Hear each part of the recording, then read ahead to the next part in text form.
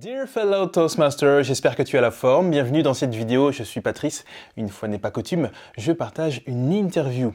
En effet, il y a quelques jours, j'ai eu l'opportunité d'interviewer une certaine Laetitia Mampaka. C'est parti, on regarde. Maître, j'ai une confession à vous faire.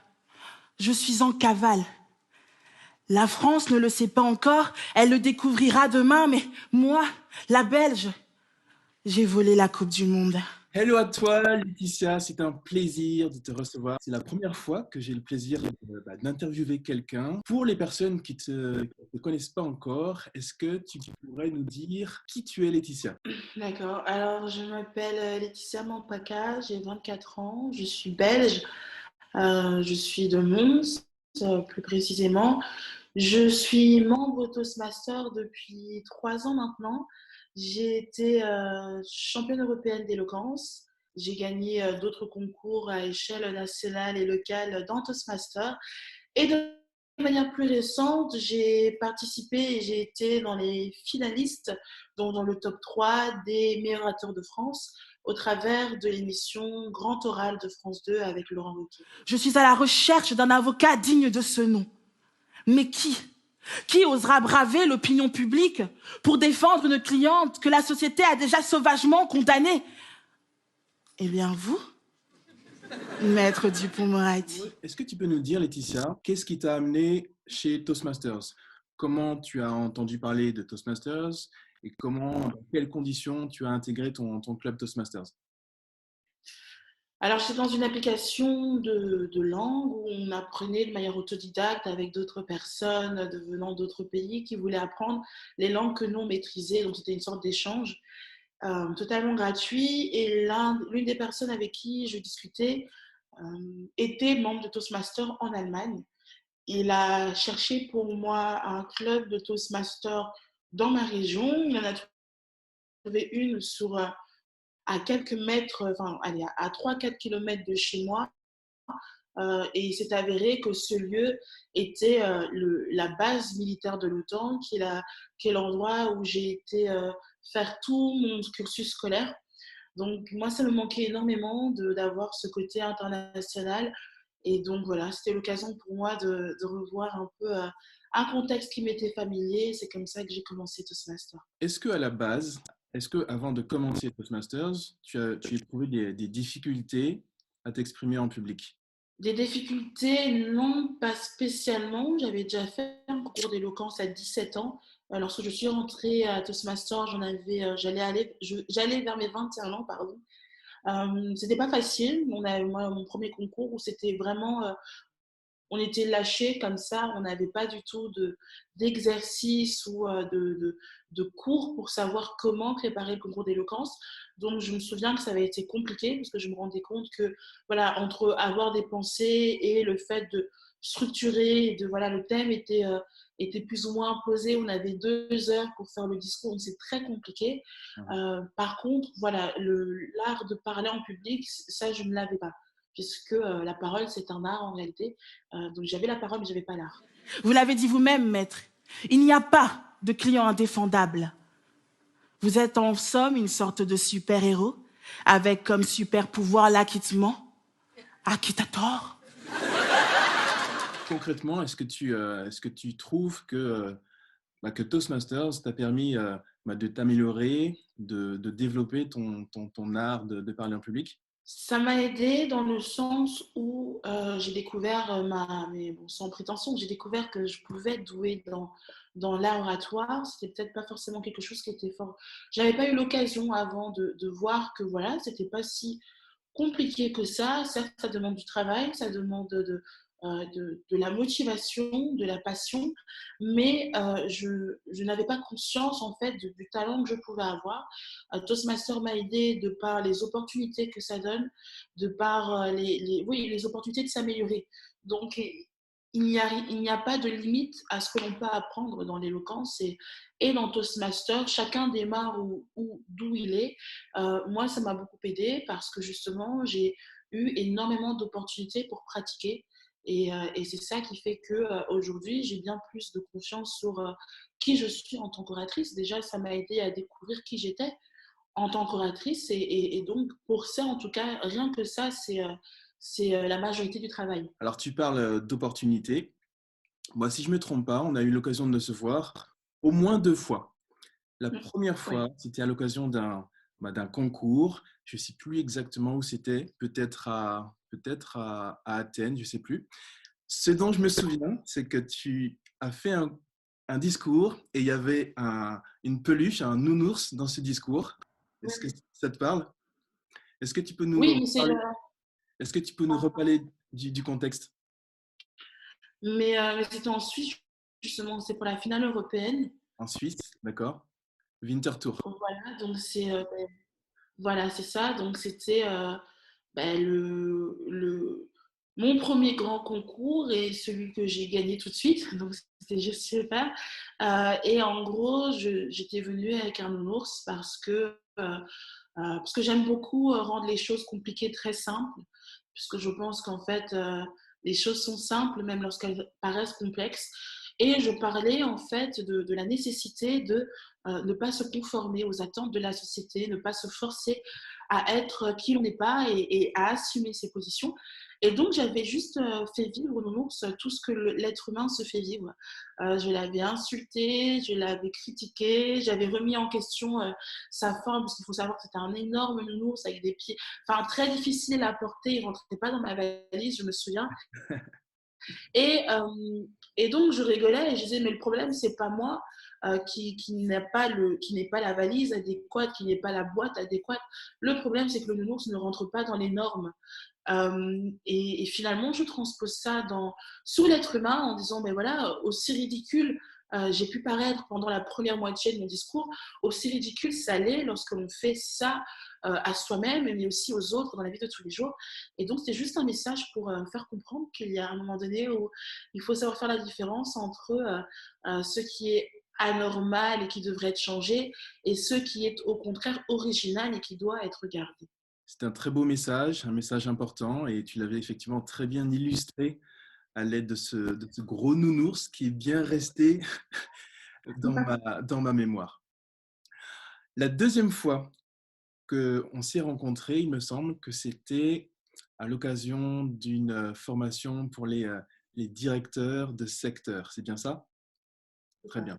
Alors, est-ce que tu peux nous parler un petit peu de ton expérience de secteur? Pourquoi est-ce que tu as accepté de devenir directrice de secteur et qu'est-ce que ça t'a apporté? Alors, je suis devenue directrice de secteur parce que j'avais enchaîné en 2 ans, oui, c'était ça, en 2 ans, j'avais enchaîné énormément de concours d'éloquence. Il faut savoir que le grand oral, je pense que c'est mon 13e concours.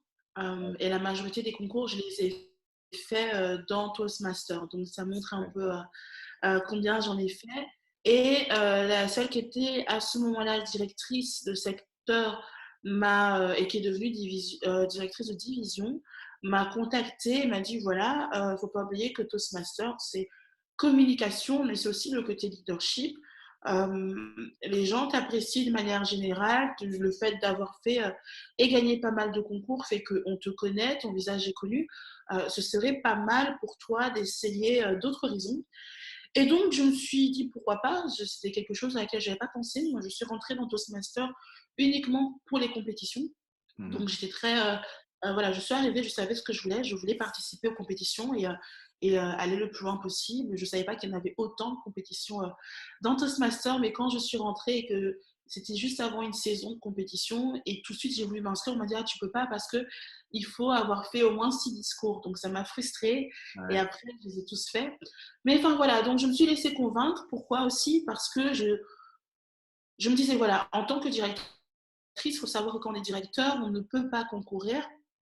Et donc, je me disais, bon, ben, pendant un an, je serais forcée à faire autre chose. Qu'est-ce que j'ai appris, moi, dans le rôle de directrice? J'ai appris, comment dire?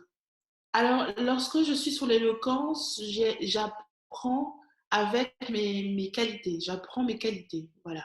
Ouais. Dans la version communication, j'apprends à découvrir, à travailler et à perfectionner mes qualités.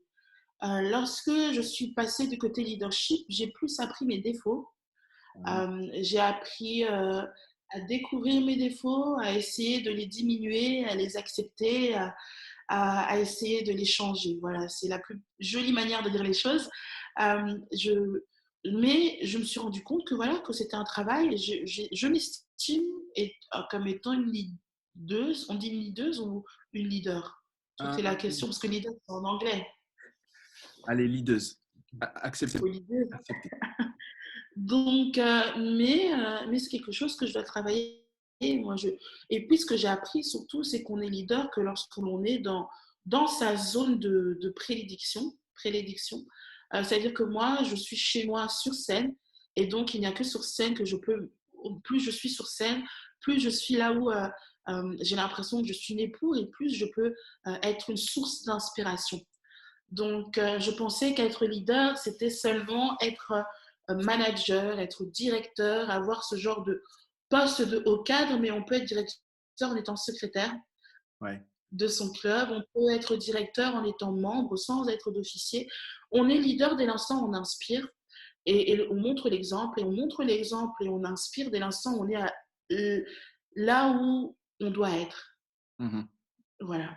Moi, là où je dois être, c'est sur scène, et donc c'est ma manière d'être leaduse finalement. Avez-vous déjà fait le tour du monde? Moi, je l'ai fait. Et ce, pendant des années, sans jamais prendre l'avion. Là, on a parlé de ton rôle de directrice de secteur.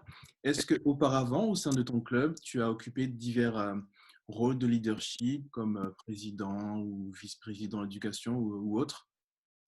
J'ai commencé tout de suite dès que je suis arrivée. J'ai fait 1 ou 2 concours. J'ai été secrétaire parce que ma mentor Rima était secrétaire.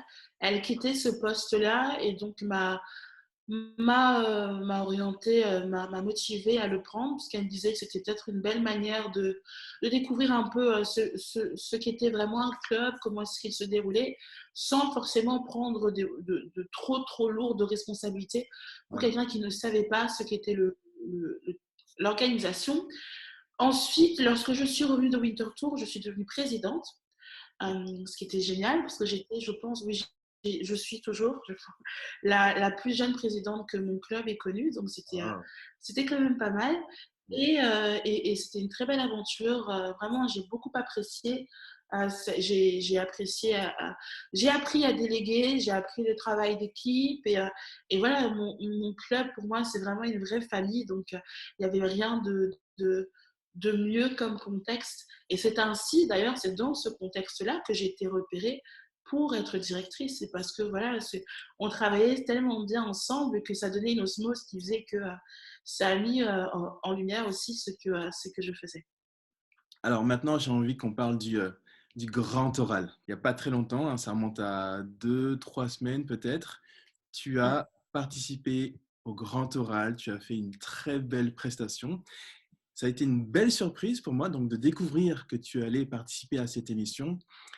À la précédente édition, il y a 1 an, c'est un autre membre de Toastmasters qui avait lui aussi participé à cette émission. Est-ce que tu peux nous raconter comment c'est arrivé? Comment est-ce que tu as été amené à faire partie du casting, et comment est-ce que tu as été sélectionné pour faire la finale, enfin les finales du grand oral? Alors, j'avais justement vu l'année passée notre camarade, je ne sais pas comment dire en français, mais c'est là que ça s'entend que je suis dans un club anglophone. Fellow Toastmasters, comment on dit ça? Notre camarade de club, voilà. Camarade. Notre ami, voilà, camarade, Alain Pétillot, qui était là. Oui. Pour être honnête, je n'ai pas regardé l'émission parce que moi, je trouve toujours ça très frustrant de regarder des personnes sur scène. Ça réveille en moi énormément de passion, mais énormément de frustration de ne pas pouvoir monter. Donc, j'ai du mal à regarder, sauf si je suis dans la salle où là, j'apprécie. Mais à la télé, par exemple, des grands films comme Le Brio ou autre, je n'ai pas regardé. Parce que, je ne sais pas, c'est comme si un médecin revient du travail et puis se met à regarder des séries sur la médecine. Pour moi, c'est incompréhensible. Mais j'ai suivi son parcours sur les réseaux sociaux. Bien sûr, j'ai vu qu'il avait été quand même jusqu'en demi-finale. Il n'avait pas démérité du tout. Donc, j'étais au courant de l'émission sans vraiment l'avoir vue. Surtout qu'il ne faut pas oublier que, comme c'est de France 2, moi, je ne pouvais pas voir la rediffusion, ni sur Internet, en fait. D'accord. C'est bloqué pour la Belgique, voilà. Je n'ai même pas pu le voir. Je voulais le voir que lui, je n'ai même pas pu le faire. Et donc, un jour, j'étais sur les réseaux sociaux et je vois, je ne sais même plus où, quelqu'un qui publie, voilà, les auditions pour le Grand Oral, nouvelle édition, sont ouvertes. Alors, je vois sur les réseaux sociaux un jour, de manière tout à fait, vraiment par hasard, je ne sais même plus qui l'avait publié. Je pense qu'en fait, j'ai regardé une vidéo qui n'avait rien à voir. Mhm. Et puis, ouais, tu vois les vidéos qu'on nous donne par recommandation. Oui. Je veux dire, si tu n'es pas annulé, il y a une autre vidéo que tu n'as rien demandé qui se démarre. Je crois que c'était comme ça. Et donc, il arrive comme ça où je vois une vidéo promotion. Voilà, l'année passée, ils vous ont bien ému. Est-ce que vous voulez participer à la nouvelle édition? Eh bien, envoyez un mail. Les auditions sont ouvertes. Et là, je me dis, waouh! Au départ, je me suis dit, parce que souvent, quand on tombe sur ce genre de publicité, bah, c'est déjà trop tard. On est par exemple le 21 février et la limite, c'était le 18.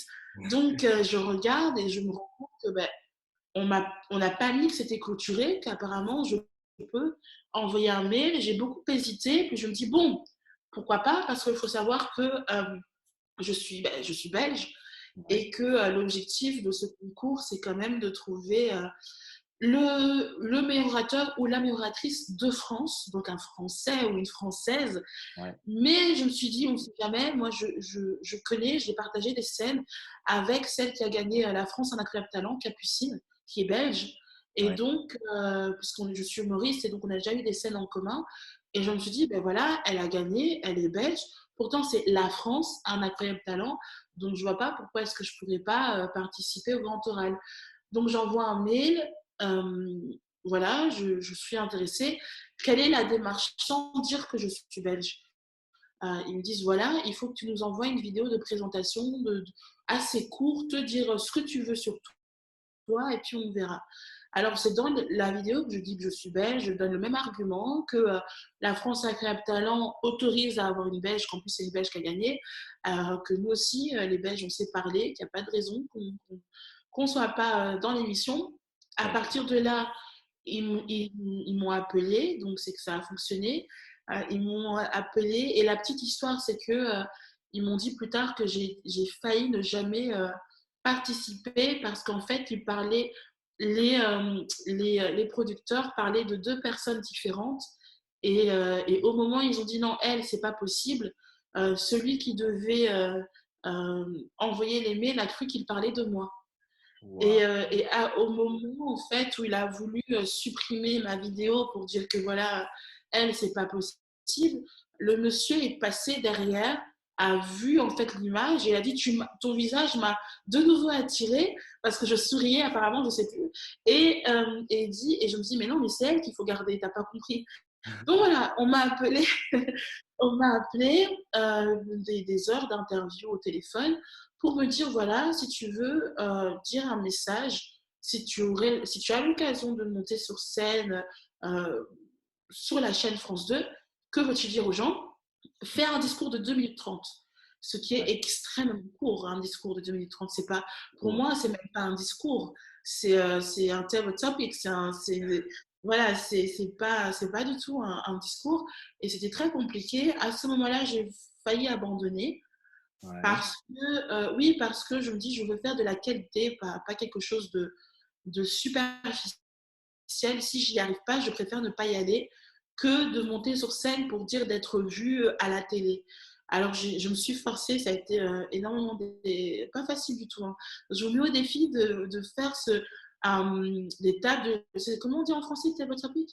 Bah, on dit soit table topic, soit improvisation. Ok, mais un jour, ceux qui regardent, je leur mets au défi de mettre dans les table topics, tu dois passer à la télé et tu dois lire quelque chose. Vas-y, ben, c'est le même temps, en plus, 2 minutes 30, c'est le même temps. C'est Vous ça. verrez que ça passe très, très, très vite et on a l'impression de rien avoir dit de consistant. Euh, et là, c'est devant des millions de téléspectateurs. Donc, J'ai pris un discours, je leur ai envoyé. J'étais extrêmement stressée. Il faut savoir qu'à ce moment-là, on était 580 et ils nous disaient que seuls 24 pourraient venir à l'audition physique. D'accord. Donc, euh, je suis nulle en maths, mais je crois que ça fait quand même une grande sélection. Ouais. Là, ils m'appellent, ils me disent, écoute, on a vu ta vidéo, on trouve que tu as du charisme, mais on n'est pas convaincu à 100% sur le discours. Voilà, il y a des choses où on trouve que il y a deux extrémités. Il y a des moments où tu es très doué au début, et puis ta conclusion, on sent que tu l'as bâclé, que voilà, tu pourrais mieux faire. Ok. Alors nous, on vient à l'aider, on se dit, parce qu'on t'aime bien, on te donne une deuxième chance. Voilà. Est-ce que tu veux bien faire un deuxième discours et on verra. À ce moment-là, j'ai dit oui, mais j'ai dit un oui un peu fatigué parce que tout se passe en très peu de temps. Puis il y a le stress, on peut en parler à personne. Ouais. Mais on ose y croire, mais on ne veut pas trop y croire parce qu'on n'est même pas à l'audition physique. Donc c'est assez compliqué. Ouais. Émotionnellement parlant, c'est fatigant. À côté de l'école et tout, c'était pendant la période de novembre-décembre, donc c'est la période des partiels, donc c'était horrible. Et je dis oui. Et là, j'en refais un. Et il faut savoir, pour la petite anecdote, c'est assez drôle. Toutes mes auditions, c'était vidéo, mais je les ai fait en pyjama. Voilà. Pourquoi ce choix?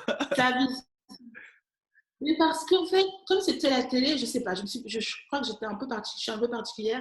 Je me suis dit, s'ils doivent me prendre, ils doivent me prendre vraiment naturel de chez naturel. Je voulais pas en fait rentrer dans ce piège de faire des vidéos super bien maquillées, avec une robe de soirée ou je sais pas quoi, pour arriver et peut-être voilà, faire comme si j'étais sur un CV et puis me voir. Alors que dans la vie de tous les jours, je ne me maquille pas forcément, ou je ne suis pas sur mon 31 tous les jours. On essaie d'être sur son 28 peut-être, mais pas sur le 31. Je me dis, en fait, je veux qu'ils me prennent vraiment comme je suis, qu'ils voient vraiment qui je suis.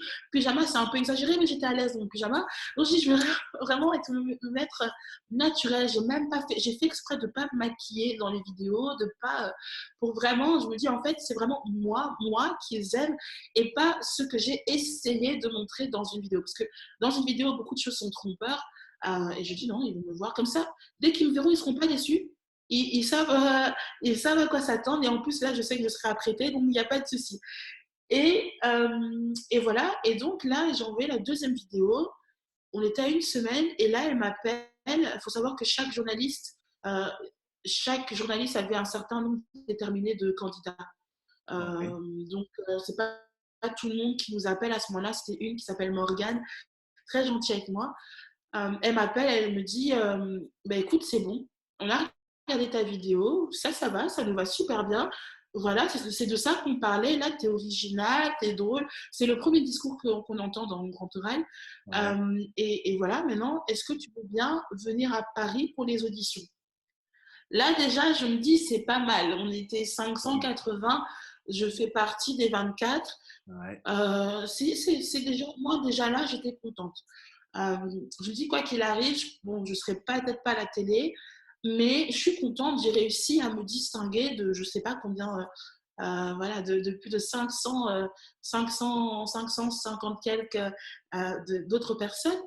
Ouais. Et le problème maintenant, c'est quoi? C'est que ils ne payaient pas mon billet de train parce que Ouais. ils prennent en charge financièrement que dès l'instant où on est vraiment finaliste, ce qui est normal, ils ne vont pas Ouais. payer pour 30 ou 40 personnes. Ouais. Mais moi, je suis étudiante, il n'y avait pas forcément le budget. Un Thalys, Bruxelles-Paris, c'est cher. Euh, Ouais. et donc, et à ce moment-là, mes parents partaient à l'étranger. Donc, mes parents n'étaient pas là pour me déposer. Moi, je ne me sentais pas de conduire jusqu'à Paris parce que je n'ai jamais conduit à Paris. Ouais. Et à ce moment-là, j'ai voulu en fait abandonner aussi. Dans ma tête, j'avais abandonné. Je ne leur avais pas encore envoyé le mail, mais je disais non, en fait, j'ai 50 euros pour trouver un aller-retour Bruxelles-Paris. Encore, moi, je ne suis pas de Bruxelles. Donc, j'étais de Mons, c'est à 50 km de Bruxelles. Ouais. Donc, je devais déjà trouver comment aller à Bruxelles et puis seulement aller à Paris, faire tout ça aller-retour pour seulement 50 euros. Ouais. En sachant que tout ce qui était covoiturage et bus, c'était pas fiable parce que je devais être là à 8 heures du matin. C'était très difficile de trouver des bus où les bus, c'est 2 heures en retard et les covoiturages ne partaient pas pour 5 heures du matin. Ouais. Donc, pour moi, en fait, je m'apprêtais à tout simplement dire, voilà, j'abandonne. De toute façon, même mes proches me disaient, mais est-ce que tu es sûr, enfin, certains proches me disaient, est-ce que tu es sûr de vouloir y aller? Tu sais, si t'es pas pris, c'est quand même toutes tes économies qui partent, enfin, toutes tes économies, tu n'auras plus rien jusqu'à la fin du mois. Donc, c'était la période de Noël, en plus, c'était le mois de décembre. Voilà, c'était ça, ou avoir des cadeaux. Donc, j'ai pris mon choix. Je me suis fait confiance. J'ai ma foi aussi qui était là, donc j'ai prié, je fais s'il te plaît.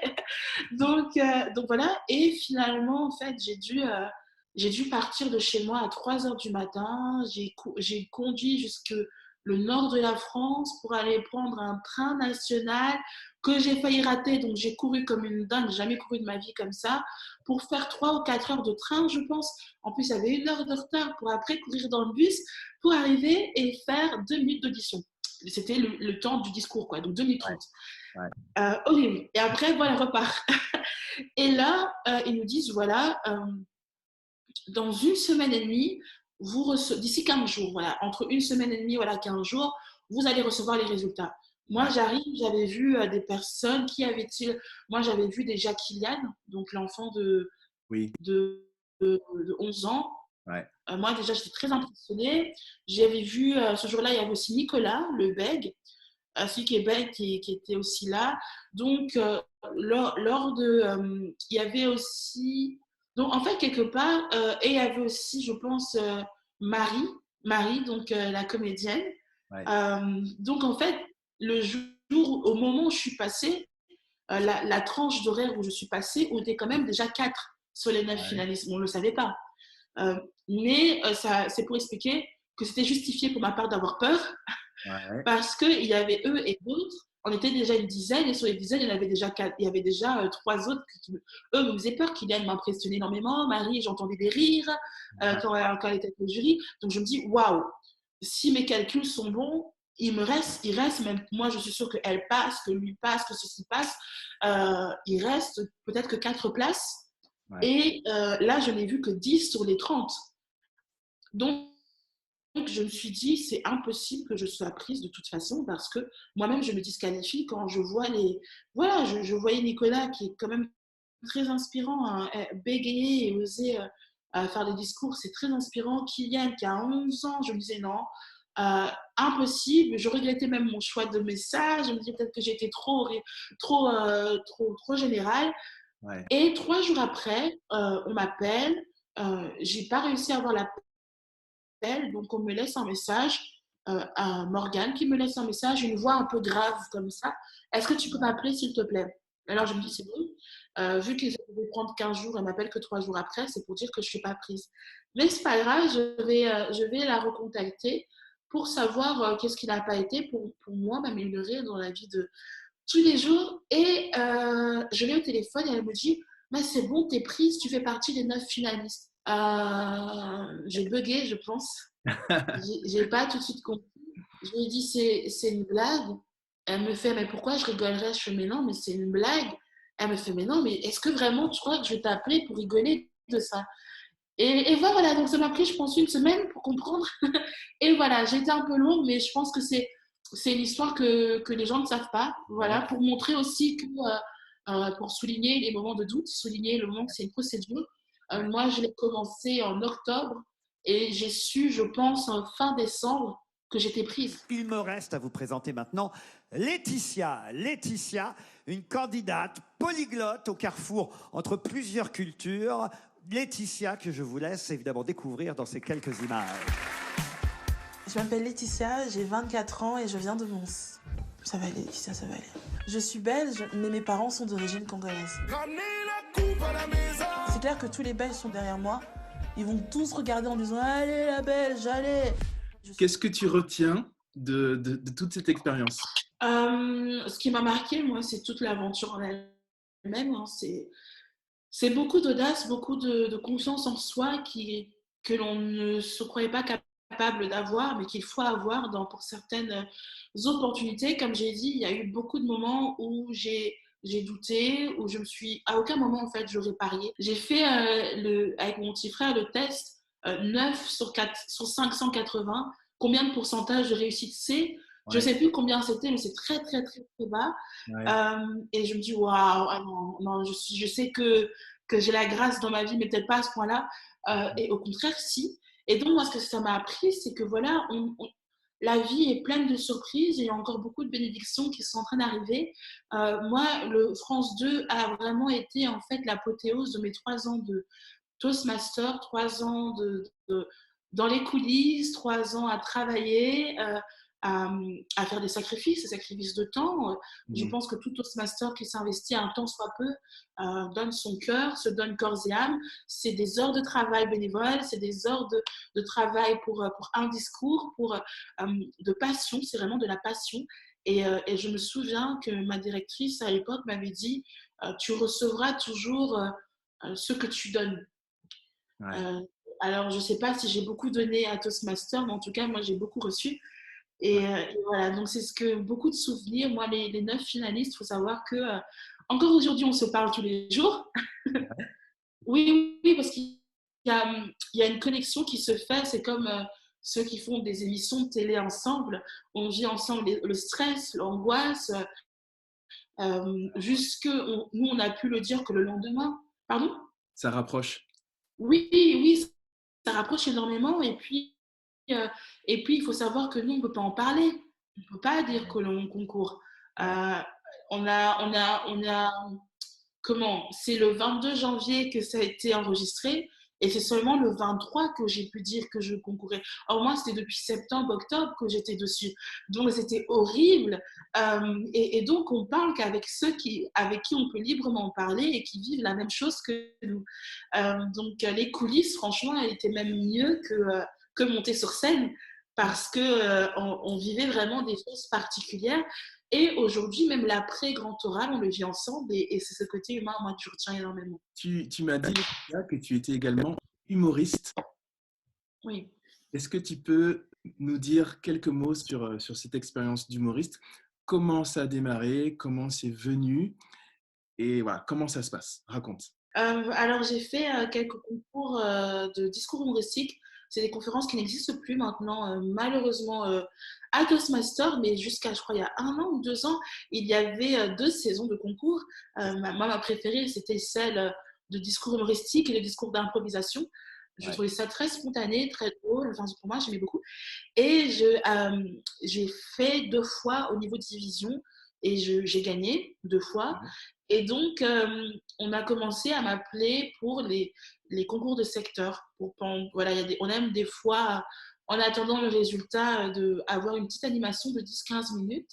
Ah, Et une directrice de secteur m'avait appelé pour son concours pour que je puisse faire 10-15 minutes de stand-up, chose que je n'avais jamais fait avant.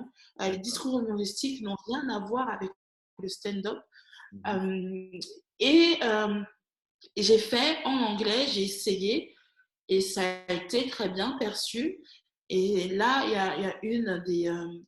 a une des participantes qui me dit mais pourquoi est-ce que tu ne fais pas humoriste? Je dis moi, je veux bien essayer, mais je ne sais pas comment commencer. Elle m'a orientée vers une humoriste qui s'appelle Dena, qui m'a aidé à rentrer dans les plateformes belges. Donc, il y a des plateformes d'humoristes belges, le What the Fun et le collectif Yorir, qui Ouais. commencent aussi à jouer en France, en dehors de la France, qui gèrent plus de 200 humoristes en tout, pas que belges, mais français, suisses, luxembourgeois, etc. Et donc voilà, c'est très bien, ils m'ont aidé à monter sur scène. Et moi, j'ai pris la décision d'être humoriste chrétienne, Ouais. la première en tout cas légalement parlant, la première en Belgique. Ouais. Pourquoi? Parce que ma foi est très importante pour moi, c'est ce que je suis, même si j'en parle pas forcément, c'est ce qui fait ma force, mes principes, mes valeurs, tout ce que je fais. Et c'était important pour moi de donner une autre image aussi de ce que c'est, de dépoussiérer un peu ça, mais aussi de partager. Je pense qu'en tant qu'humoriste, on, on prend un personnage, voilà. On Mhm. prend peut-être des valeurs, peut-être quelque chose. Il y a toujours quelque chose, un peu de militant quelque part, puisqu'on ne parle pas pour rien dire. On choisit un style humoristique. Et donc, dans cette question de quel style humoristique je veux, je dis je veux être moi sur scène, d'où le humoriste chrétienne. C'était très particulier. Je joue aussi dans les églises. J'ai un franc succès dans la communauté chrétienne. Voilà, je lis la Bible et je fais de l'humour. Voilà, c'est très particulier. Et dans tout ce qui est bar, cabaret, ben, je parle de ma vie, mais je parle aussi de ma foi. Et à chaque fois, ça passe très bien parce que c'est tout un art de comment parler des choses qui peuvent fâcher, parce que voilà, on est dans un pays laïque, mais qui au contraire fait que aussi bien l'athée que le musulman, que le chrétien, que le juif vont rigoler à ce que je dis et comprendre ce que je dis. Donc voilà, maintenant ça fait 1 mois et demi que je fais ça et j'aime énormément. C'est de belles surprises à chaque scène. Alors Laetitia, tu as parlé de foi, tu as parlé d'église, et ça me fait penser à une passion qu'on a en commun, qui est le gospel. And before I be a slave, I'll be buried in my grave and go home to my Lord and be free. Donc moi, je suis membre d'une chorale de gospel depuis 3-4 ans. J'adore ça. Est-ce que tu peux nous dire voilà, comment est-ce que tu as commencé à faire du gospel? Est-ce que éventuellement c'est quelque chose qui t'aide en tant que humoriste, en tant qu'oratrice, par exemple? J'ai commencé, comme la plupart des choses, c'est que je commence vraiment sans vraiment avoir cherché à commencer. Voilà, c'est juste des propositions qu'on me fait. Et puis, on n'a qu'une seule vie. Moi j'essaye d'étendre au maximum le talent que je pense avoir, c'est-à-dire le don de la parole, et de l'augmenter et de le diversifier un maximum. Alors, comment est-ce que j'ai commencé à faire le gospel? Ça, c'était il y a très longtemps. J'ai toujours aimé énormément chanter. Moi, à l'époque, c'était du Céline Dion, du Beyoncé, voilà, du très classique, comme on peut dire, Whitney Houston et j'en passe. Et puis, avec ma foi, j'ai eu envie de ne chanter que pour Dieu, voilà. Et le gospel, du coup, m'a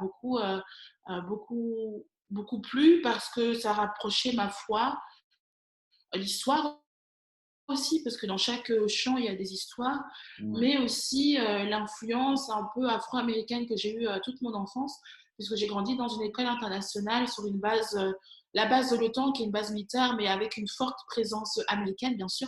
Ouais. Et donc, voilà, je me retrouvais énormément dans ça.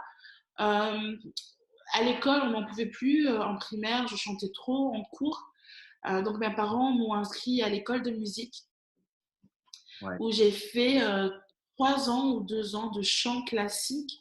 Ce qui fait que ça a été encore pire parce que je chantais de manière très aiguë. Ça s'avère que je suis une soprane assez haut. Donc, on n'a pas très l'habitude d'entendre ça dans les cultures africaines. C'est plus les altis qui sont reconnus. Donc, les femmes avec un bon coffre vocal assez bas, très, très beau à entendre, je trouve. Ouais. Et par après, quand je suis partie à Bruxelles, je m'ennuyais. Il faut savoir que là, ça faisait un moment que je chantais déjà à l'église, en tant que soliste à l'église. Et à Bruxelles, je m'ennuyais. J'étais en colocation. Je voulais chanter, mais je ne voulais pas déranger. Donc, j'ai dû tout simplement chercher une chorale et j'ai trouvé pas loin de chez moi une chorale gospel. Ouais. Et ça fait maintenant, je pense, c'est la 2e année que je suis avec eux et que j'apprécie énormément. Maintenant, est-ce que ça m'aide? Oui, ça m'aide, puisque j'ai des commentaires depuis que je suis passée, des commentaires assez drôles de personnes qui disent que, vraiment drôles, des personnes qui disent qu'ils aimeraient beaucoup que je sois conteuse d'histoire. Il y en a qui me disent carrément ils aimeraient que je leur raconte des livres pour dormir parce que j'ai une voix qui est pas mal. On entend de tout dans la vie, mais voilà, il y a des personnes très drôles qui me disent je suis un peu comme que j'ai l'air d'une voix relaxante pour les sessions de relaxation.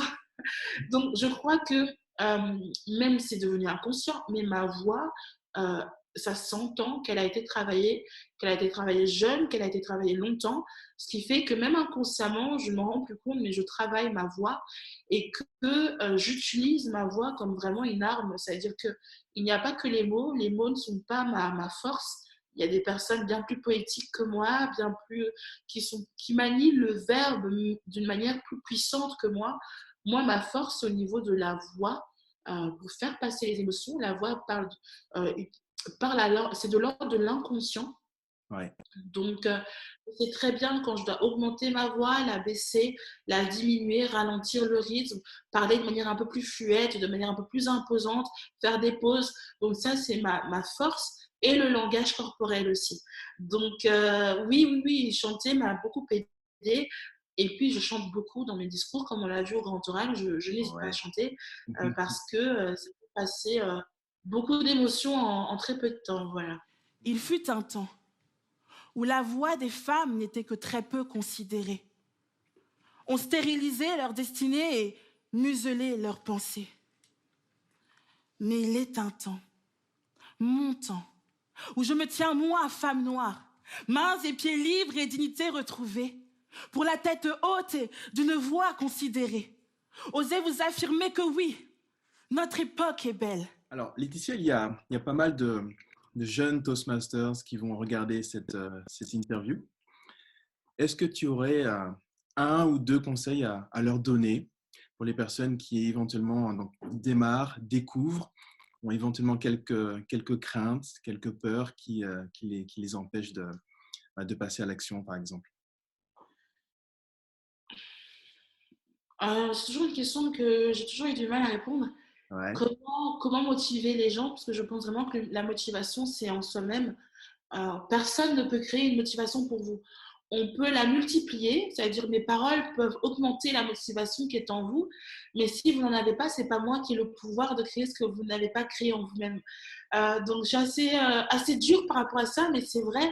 Pourquoi? Parce que je pense vraiment que la première personne qui doit croire en vous, c'est vous-même. Et après, vous pouvez inviter les autres.